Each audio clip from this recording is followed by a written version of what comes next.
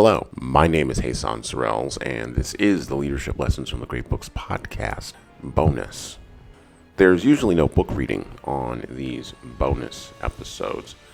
These are usually long-form rants, raves, or interviews with interesting people doing interesting things at the spacious intersection of literature and leadership. Because listening to me talk with interesting people about interesting projects is still better than reading and trying to understand yet another business book.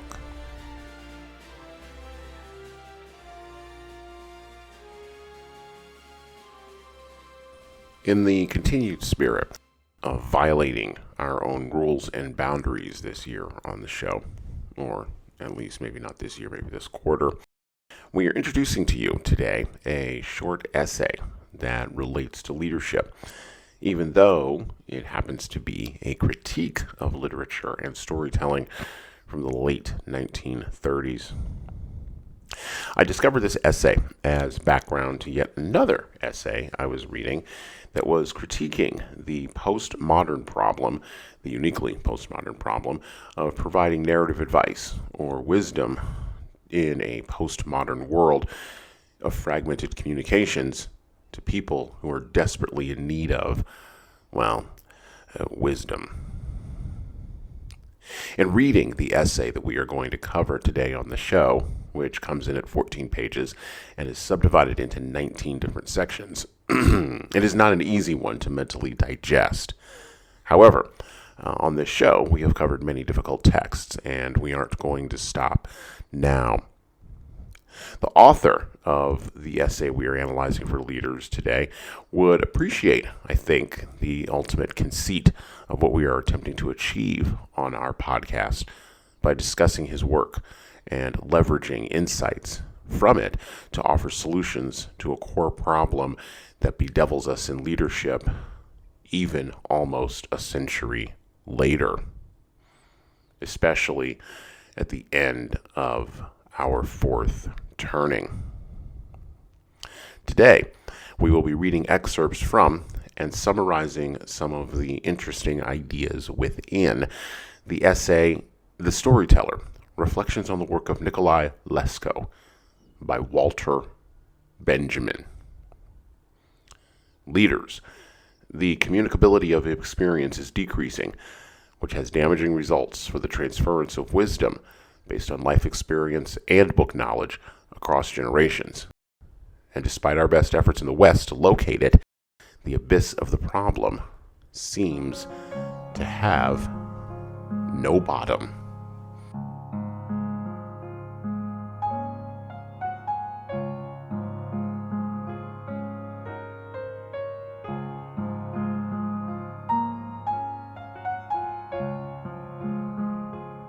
And so we're going to pick up today from The Storyteller, Reflections on the Work of Nikolai Leskov by Walter Benjamin.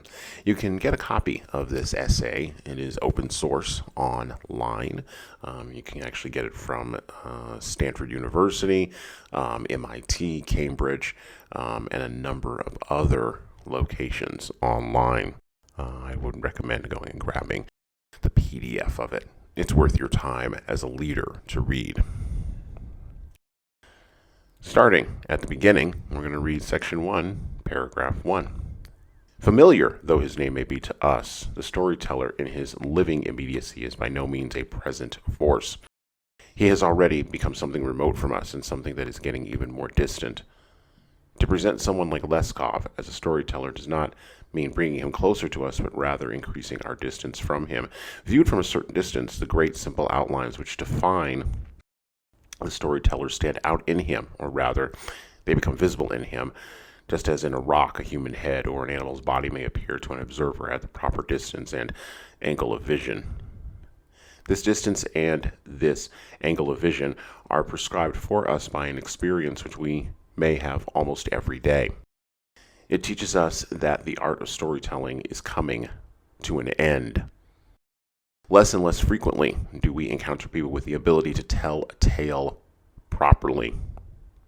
More and more often, there is embarrassment all around when the wish to hear a story is expressed. It is as if something that seemed inalienable to us, the securest among our possessions, were taken from us. The ability to exchange experiences.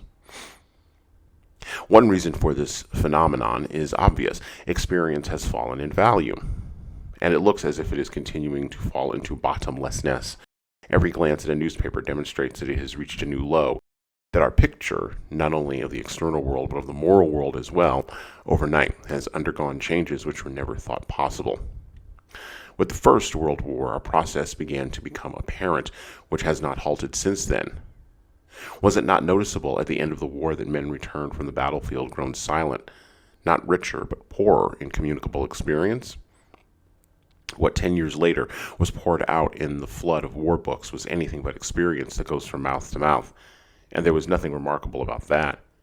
For never has experience been contradicted more thoroughly than strategic experience by tactical warfare, economic experience by inflation, bodily experience by mechanical warfare, moral experience by those in power.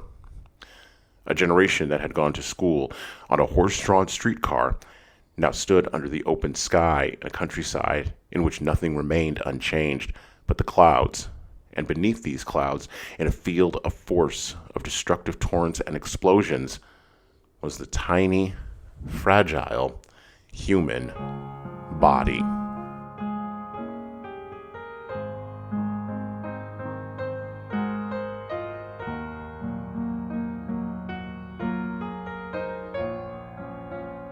There are several points in that first section of the essay that resonate with me, particularly as a person who reads literature, looking, searching, examining words of the past, seeking out wisdom that can be applied in the far-flung future from when those words were originally written. I wasn't the only one looking for wisdom in leadership. And when you look into and explore and learn a little bit about the life of Walter Benjamin, who is a name that I had known, or at least I had recognized floating around underneath several other essays that I had read over the course of many years, you begin to realize that his ideas about the need for experience and his philosophy and cultural critique of media influenced many, many folks, including Marshall McLuhan and many others down through the 20th century. Walter Benjamin was born July 15th in 1892 and died September 26th, 1940. He was a German philosopher, cultural critique, media theorist, and, of course, an essayist. He was associated with the Frankfurt School in Germany, which automatically tags him as a Marxist.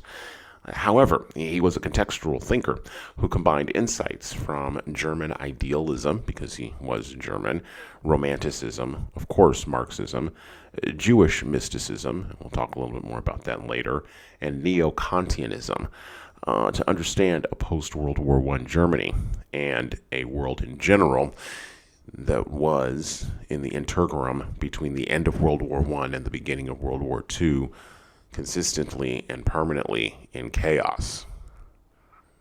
Sound familiar? He was friends with the playwright Bertolt Brecht, whose plays we will be covering later on this year on this podcast, so stay tuned for that. He was also related by marriage to Hannah Arendt, whose book on the trial of Adolf Eichmann we will also talk about on this show in June. That's going to be a vibrant conversation that you won't want to miss. Benjamin considered his research and writing to be theological in focus, though he eschewed recourse to understanding the world through the lens of either a Christian or the presence of a Jewish God.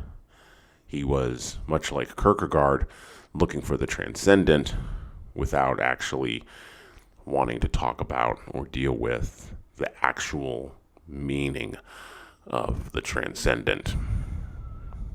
In 1940, to escape the encroaching Third Reich, who was looking for him desperately as they were for any intellectual Jew in Europe, Benjamin committed suicide at the age of 48. And he had always flirted, by the way, he'd always flirted with suicide and flirted with thoughts of suicide. And so he'd even had friends who had committed suicide. So this was not something that was sudden or an idea that was unknown to Benjamin. Upon his death, his work achieved more recognition than in the decades following his death than it ever did in his life. He had the unfortunate bad fortune, depending upon your perspective, to be born at a time when a man such as him was merely seen as a person howling impotently at the moon.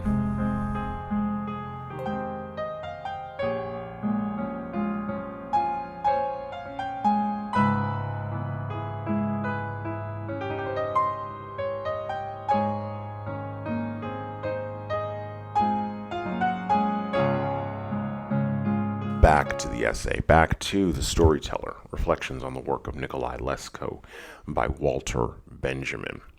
By the way, I think Benjamin would be fascinated by the presence of the internet. I think he would drown in the deluge of social media. But I also think that he would have severe critiques for a communication culture in which instant communication that would seem to say nothing actually now has fully manifested at scale. But don't let me try to convince you. Let's listen to what Benjamin has to say. We're going to read section 5 of his essay. And I quote, "The earliest symptom of a process whose end is the decline of storytelling is the rise of the novel at the beginning of modern times. What distinguishes the novel from the story and from the epic in a narrower sense is its essential dependence on the book. The dissemination of the novel becomes possible only with the invention of printing. What can be handed on orally, the wealth of the epic, is of a different kind from what constitutes the stock in trade of the novel. What differentiates the novel from all other forms of prose literature, the fairy tale, the legend, even the novella, is that it neither comes from oral tradition nor goes into it. This distinguishes it from storytelling in particular.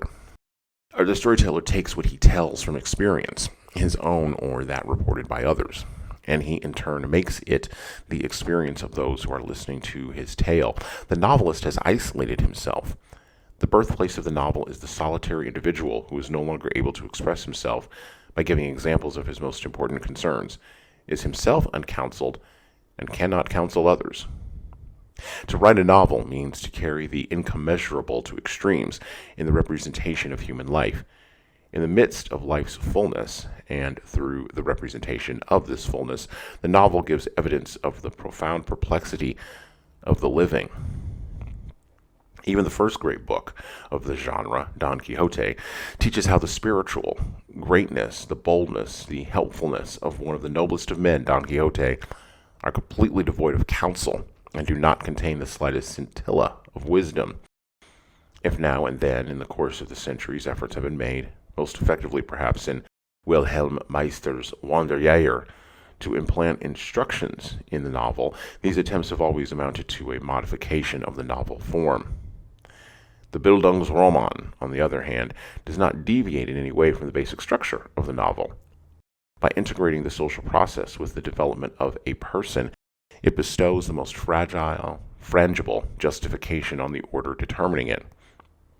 The legitimacy it provides stands in direct opposition to reality.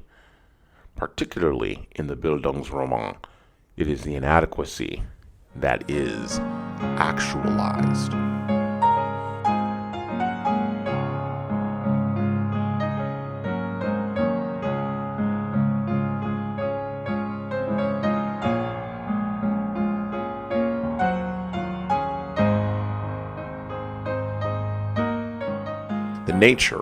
The true nature of storytelling there put forth by Benjamin is that of a process that should come out of the oral tradition, right? It should somehow deliver profundity. It should somehow deliver wisdom.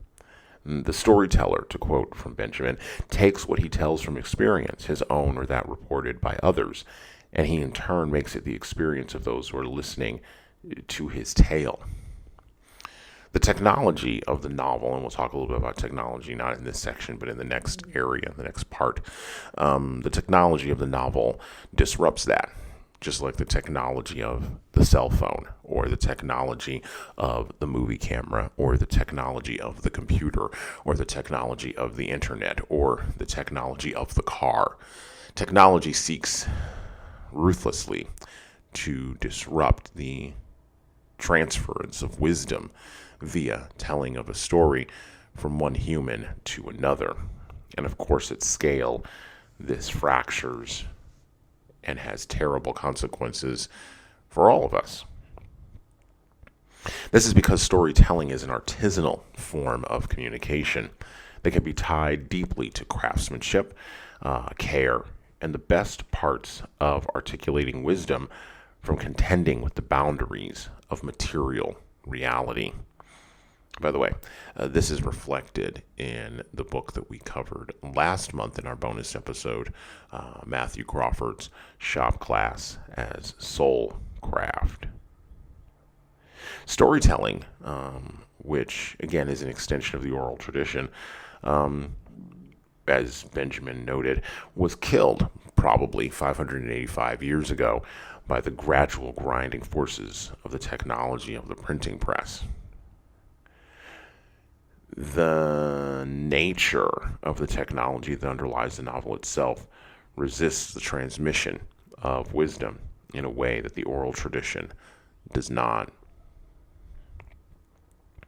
There's an example that Benjamin points to in his essay, and it's in section section 7, in the second paragraph. It's a story that he relates from the Greeks, and I'm going to read you the story. He says this, and I quote, "The first storyteller of the Greeks was Herodotus. In the 14th chapter of the third book of his histories, there is a story from which much can be learned. It deals with Psammites. When the Egyptian king Psammites had been beaten and captured by the Persian king Cambyses, Cambyses was bent on humbling his prisoner. He gave orders to place Psammites on the road along which the Persian triumphal procession was to pass, and he further arranged that the prisoner should see his daughter pass by as a maid going to the well with her pitcher. While all the Egyptians were lamenting and bewailing this spectacle, Psammites stood alone, mute and motionless, his eyes fixed on the ground. And when presently he saw his son, who was being taken along in the procession to be executed, he likewise remained unmoved. But when afterwards he recognized one of his servants, an old, impoverished man, in the ranks of the prisoners, he beat his fists against his head and gave all the signs of deepest mourning." Make from that what you will in our modern time, but that's a story, not a novel, not a novella, not a movie, not a TikTok, not a Facebook post, not a tweet, not a YouTube video. That is a document. That is a set of information, right, that does more than just give us facts. It gives us a feeling.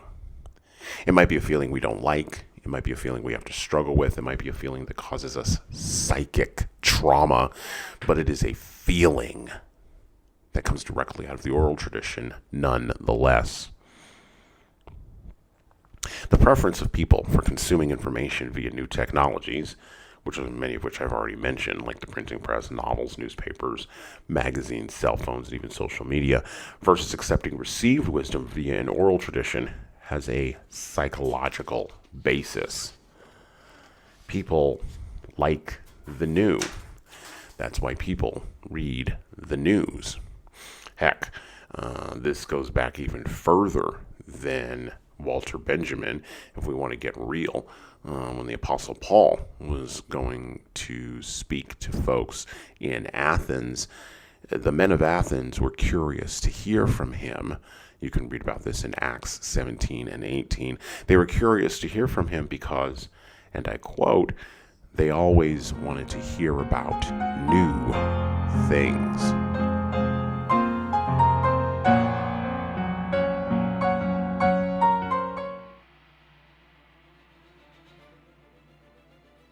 Hello. So I'm going to do some shilling here, and hopefully this will be a pause in our riveting conversation for you. I have an offer for you. My most recent book is 12 Rules for Leaders, The Foundation of Intentional Leadership. It's available in paperback, hardcover, or as an ebook on Amazon, Barnes & Noble, Kobo, and any other place you order books. Now, in this book, I address the 12 leadership areas that I have found leaders need to be the most intentional in to be the type of leader followers actually want to follow.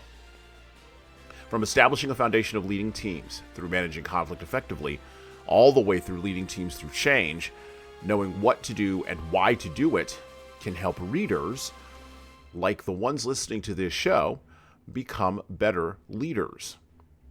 Look, reading this book and living it is like getting coaching from me directly without having to pay my full coaching rate. Head on over to leadershiptoolbox.us. That's leadershiptoolbox.us, and scroll down the homepage and click on the Buy Now button to purchase in hardcover, paperback, and Kindle format on Amazon 12 Rules for Leaders, the foundation for intentional leadership. And that's it for me. Now back to the show.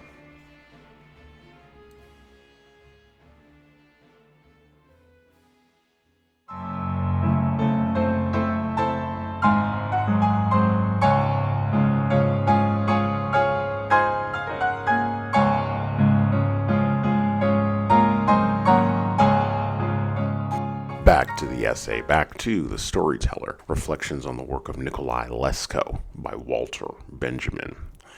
By the way, in this essay, he does, in his attempt to analyze storytelling wisdom and the psychological transfer of wisdom from one generation and even from one society to another, Benjamin does critique the work of the Russian writer Nikolai Leskov. And I'll say a little bit about him. Leskov was a contemporary of Tolstoy and even Dostoevsky, but he was less read than both Tolstoy and Dostoevsky. As a matter of fact, in the essay, Benjamin has this quote when he talks about craftsmanship, and he says, and I quote, "This craftsmanship, storytelling, was actually regarded as a craft by Leskov himself. Writing," he says in one of his letters, "is to me no liberal art but a craft. It cannot come as a surprise that he felt bonds with craftsmanship, but faced industrial technology as a stranger." Tolstoy must have understood this, occasionally touches this nerve of Leskov's storytelling Tolstoy, who must have understood this, occasionally touches this nerve of Leskov's storytelling talent when he calls him the first man who, quote, pointed out the inadequacy of economic progress. It is strange that Dostoevsky is so widely read, but I simply cannot comprehend why Leskov is not read. He is a truthful writer, close quote. That's from Tolstoy, right? And I think the reason why Leskov was not read and Dostoevsky is because of the impact of nihilism.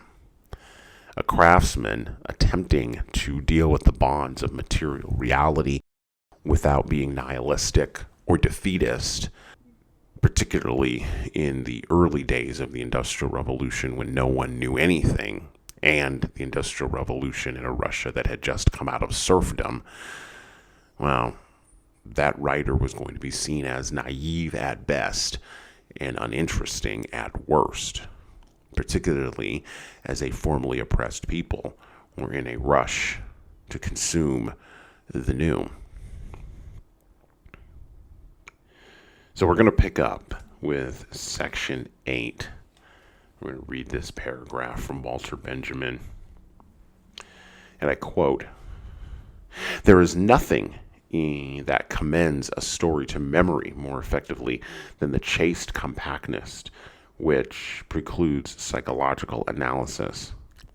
And the more natural the process by which the storyteller forgoes psychological shading, the greater becomes the story's claim to a place in the memory of the listener.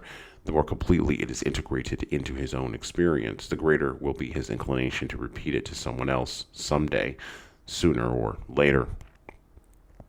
This process of assimilation, which takes place in depth, requires a state of relaxation which is becoming rarer and rarer. If sleep is the apogee of physical relaxation, boredom is the apogee of mental relaxation. Boredom is the dream bird that hatches the egg of experience. A rustling in the leaves drives him away. His nesting places, the activities that are intimately associated with boredom, are already extinct in the cities and are declining in the country as well. With this is the gift of listening is lost, and the community of listeners disappears. For storytelling is always the art of repeating stories, and this art is lost when the stories are no longer retained. It is lost because there is no more weaving and spinning to go on while they are being listened to. The more self-forgetful the listener is, the more deeply is what he listens to impressed upon his memory. When the rhythm of work has seized him, he listens to the tale in such a way that the gift of retelling them comes to him all by itself. This, then, is the nature of the web in which the gift of storytelling is cradled. This is how today it is becoming unraveled at all its ends after being woven thousands of years ago in the ambiance of the oldest forms of craftsmanship.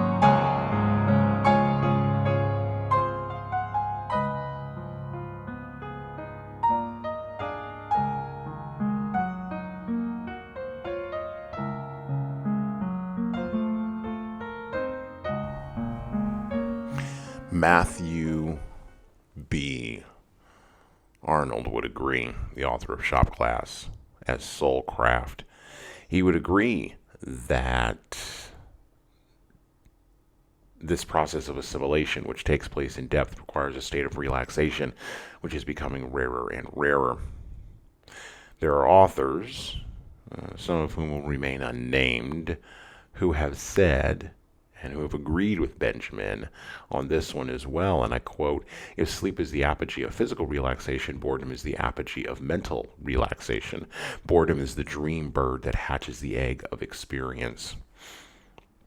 Well, what is the thing we demand from our technologies today? What is the thing we demand from even our stories? Well, we demand that we never be relaxed because we live in a world of anxiety, which is the obverse of depression. We demand that we never be bored. I think of the titular line from Smells Like Teen Spirit by Nirvana. Oh, well, whenever, never mind. Yeah, okay. That's not the titular line. The titular line is, here we are now. Entertain us. The yapping cry of the 20th century was to be entertained, particularly after the horrors of both World War I and World War II. I mean, the Harlem Renaissance and the jitterbugging of folks in jazz clubs occurred at the exact same time in New York City as the jitterbugging and entertaining of folks in the Weimar Republic occurred in Germany at the exact same time that F. Scott Fitzgerald was noting that Gatsby couldn't find himself, no matter how much booze and how much dancing and how many women he bedded. Spastic activity does not bring wisdom. Medicating for anxiety and for depression does not bring wisdom. Being entertained constantly, either by a supercomputer in your pocket or by other people at a party, does not bring wisdom. Boredom, silence, sleep, these things allow us to integrate all of the wide variety of experiences that we have in our lives that we seem to take for granted. And they allow us to use our brains, which, by the way, we talk a lot about evolution in our society and culture. This is just a side thought. We talk a lot about evolution in terms of natural selection, but we don't talk about evolution in terms of the evolution of silence. When the Egyptian king, who beat his head upon seeing his house servant in a Persian procession, when he beat his head with frustration, he did so in a world where noise did not abound. He actually had to think about it.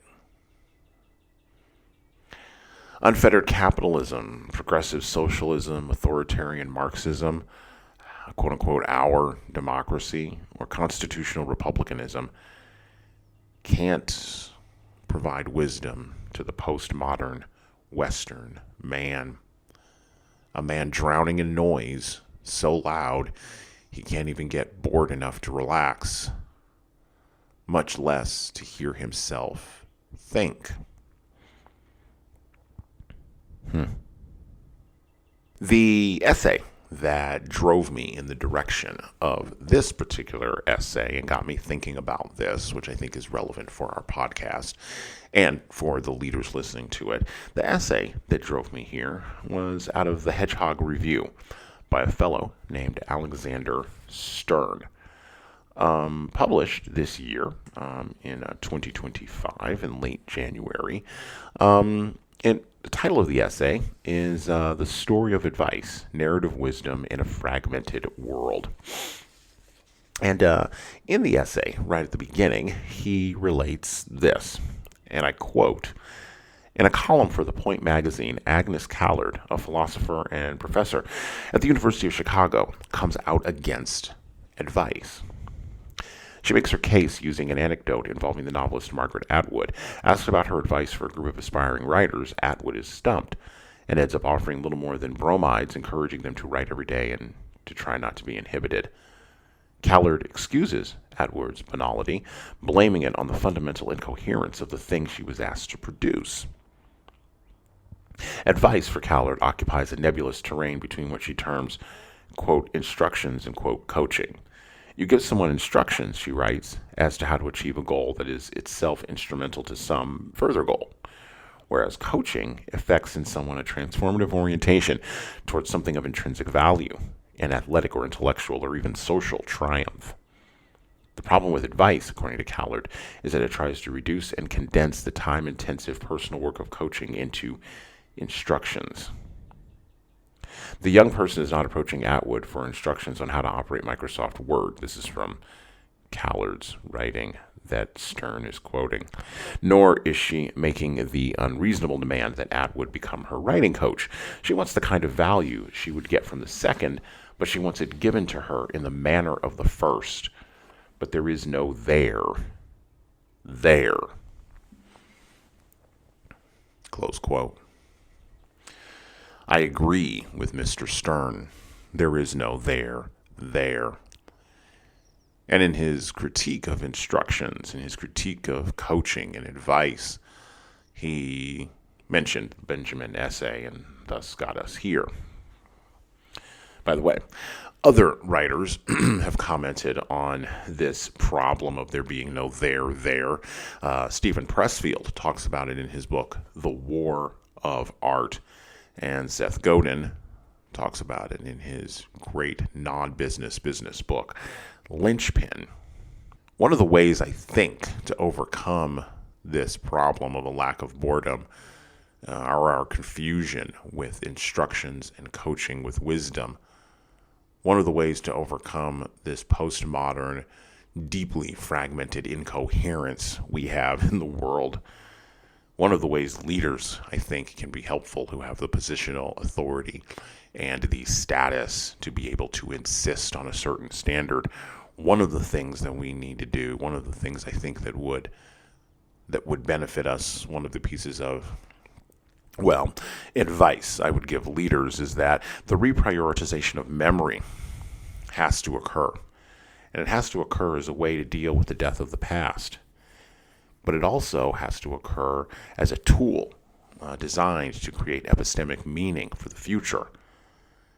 Because this is the thing that we have been robbed of as leaders in our postmodern era, which makes us open to all kinds of information, but not real wisdom, based on promises delivered by split-tongued technologists.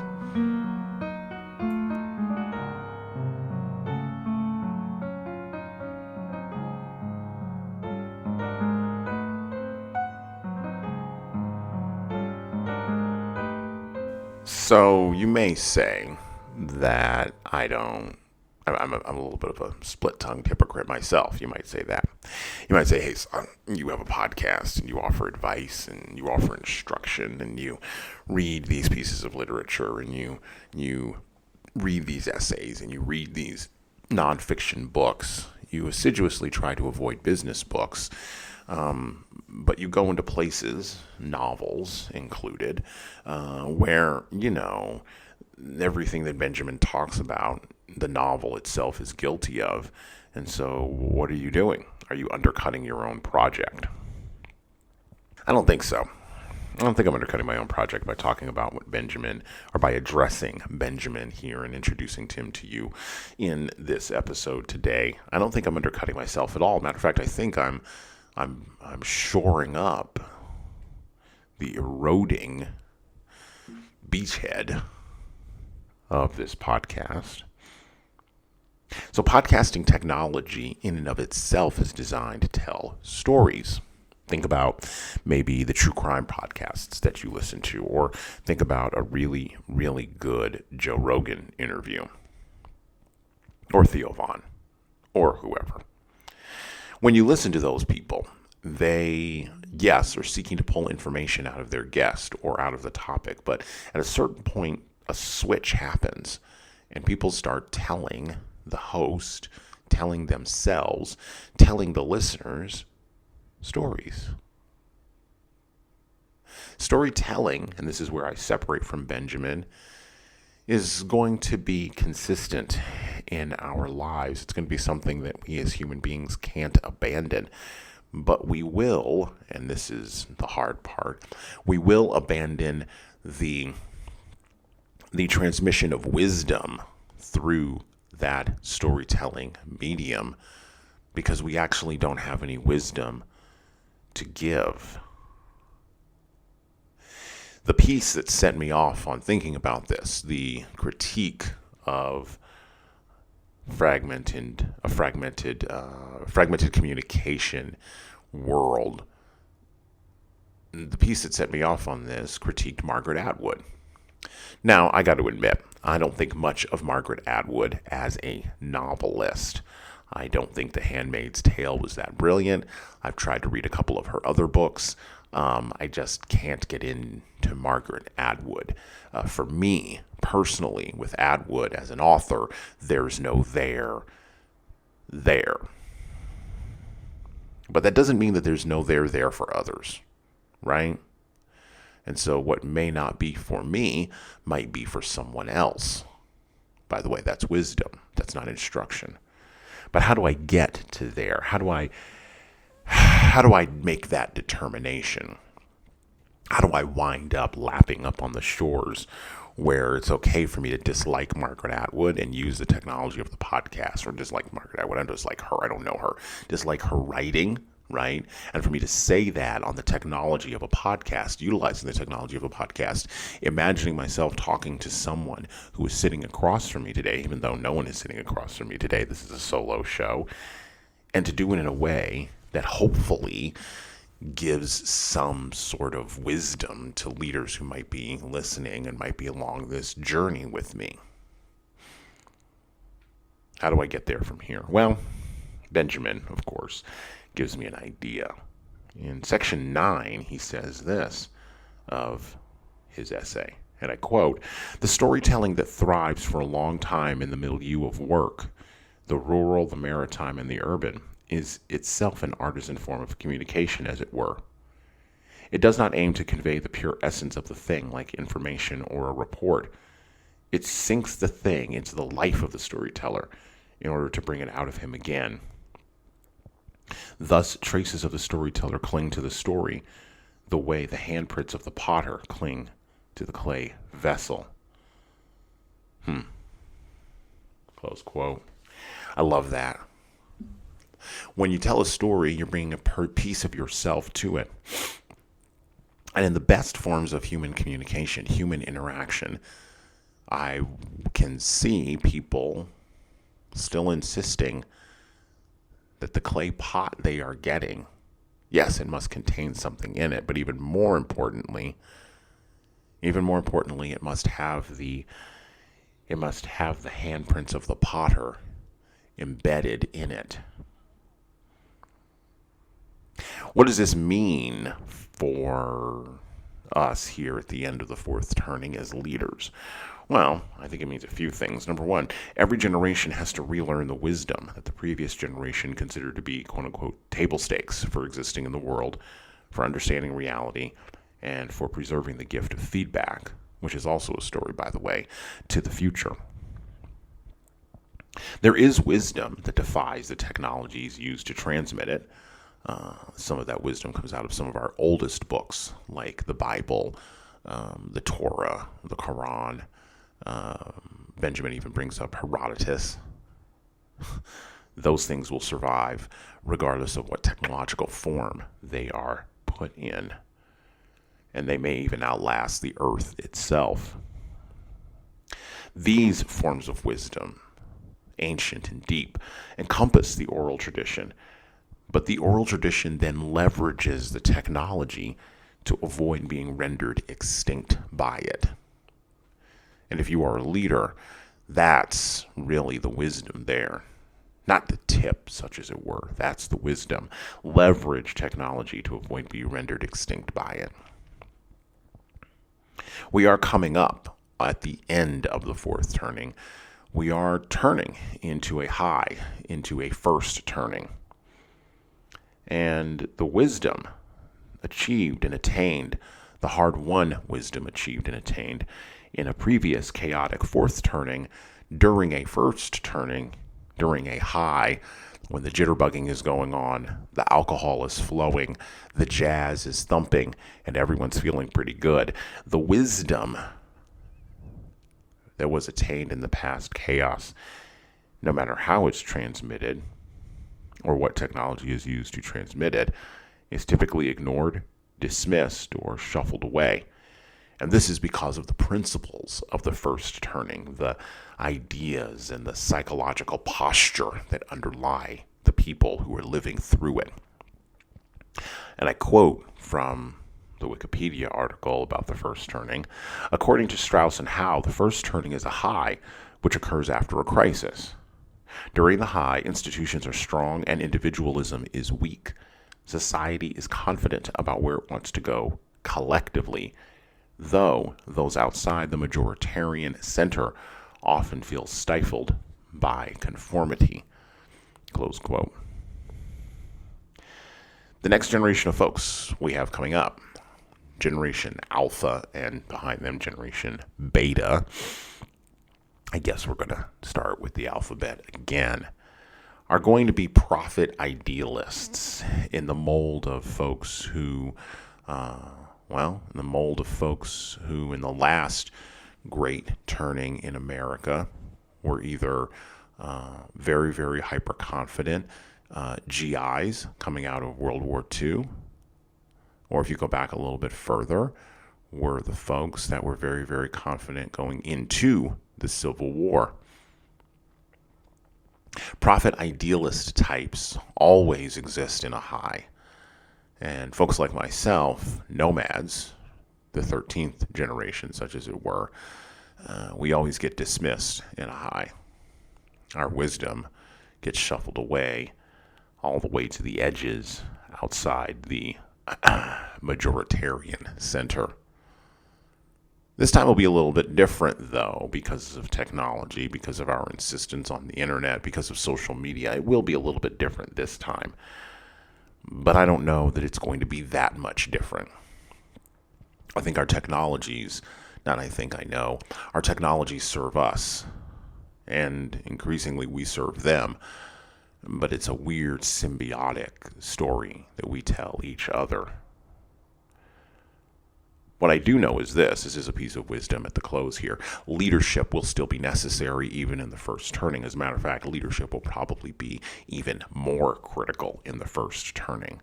Because the naive, the ingenues, and the people just not paying attention will need all of the wisdom they can get from wherever they can get it. Because wars, strife, depression, and upheavals insist on happening in every turning. And well, that's it for me.